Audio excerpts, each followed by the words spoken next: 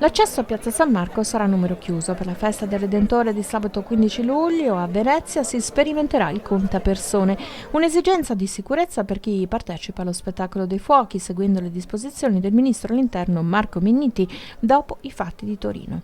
Il Comitato per la Sicurezza, per definire gli ultimi dettagli, si riunirà mercoledì 12 luglio.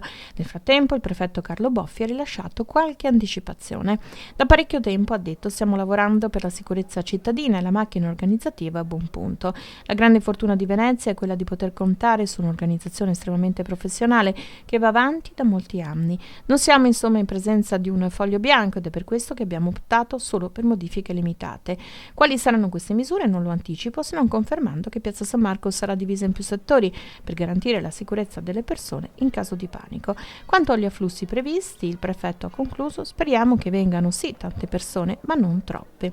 Il foglio non bianco a cui si riferisce il prefetto è quello delle esperienze maturate per il Carnevale, che porta solitamente in piazza dalle 70 alle 100.000 persone, che si intuisce per il Redentore saranno meno per una stretta sulle vie di fuga e di soccorso.